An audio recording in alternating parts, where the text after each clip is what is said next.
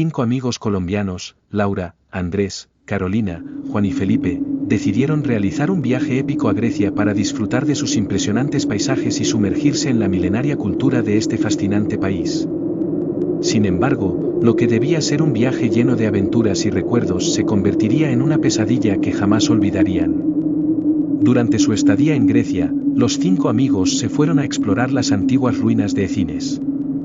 En medio de su exploración, un temblor repentino abrió una entrada a una cueva desconocida de la zona, en la que callejón los 5 jóvenes inevitablemente. La caída fue larga pero no mortal, dejándolos atrapados en una negrura total.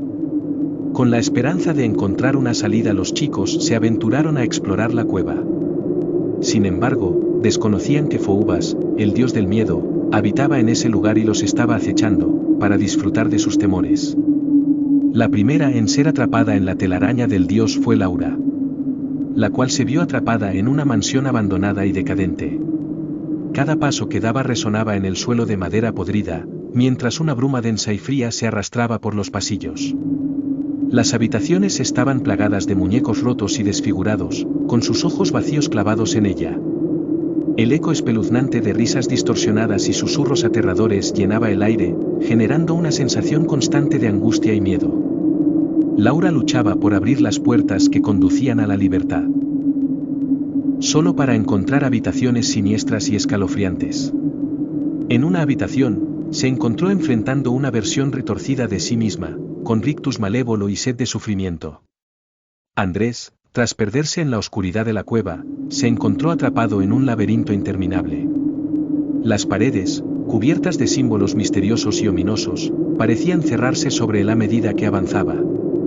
Cada vez que creía encontrar una salida, se encontraba de nuevo en el punto de partida, como si el laberinto lo desafiara a escapar. Un miedo paralizante lo envolvía, mientras las sombras danzaban a su alrededor. Susurros incomprensibles llenaban el aire y los latidos de su propio corazón resonaban en sus oídos, recordándole su fragilidad y lo efímero de la vida. Carolina, quien siempre se había sentido atraída por los circos, se encontró en un circo abandonado y deteriorado. En lugar de risas y alegría, el aire se llenaba de risas siniestras y tenebrosas. Los payasos, con sus caras pintadas y sonrisas diabólicas, se movían con movimientos antinaturales, llenando el lugar con un aire de opresión. En cada rincón oscuro, Carolina encontraba versiones grotescas de los miedos de su infancia. Un payaso gigante se mofaba de ella, otro se transformaba en una araña gigante, y un tercero se lanzaba desde una cuerda como si quisiera arrastrarla a su perdición. Carolina luchaba por encontrar el centro del circo, pero cada camino que tomaba la conducía a una agniepsa aberración de sus profundos temores. Juan, siempre escéptico y con una mente racional, se encontró encerrado en un hospital psiquiátrico decrépito y abandonado. El olor a humedad y desinfectante se mezclaba en el aire, mientras las sombras acechaban en los pasillos vacíos. A medida que exploraba las habitaciones oscuras, los susurros siniestros de voces incomprensibles se filtraban en su mente, haciéndolo dudar de su cordura. En cada habitación, Juan se enfrentaba a diferentes versiones monstruosas de sí mismo.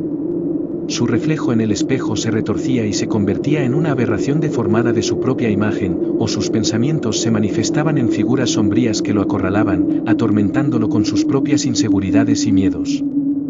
Felipe, el aventurero del grupo, se encontró sumergido en un oscuro y turbulento océano. Las olas gigantes se erguían sobre él, amenazando con arrastrarlo hacia las profundidades más oscuras y desconocidas.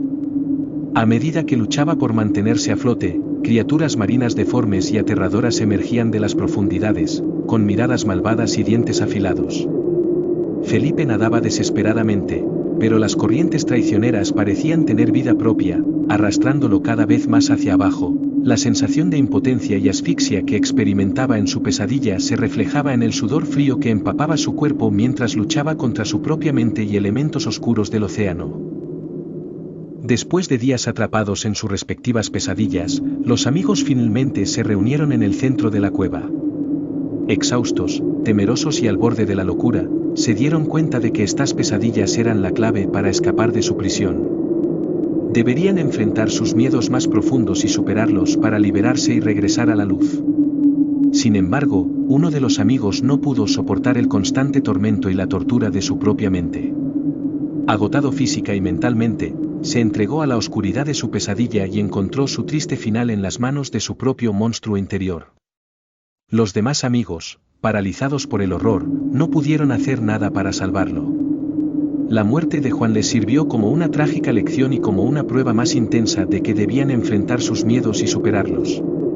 Con lágrimas en los ojos y el recuerdo de su amigo perdido como combustible, resolvieron superar las pesadillas y salir de la cueva.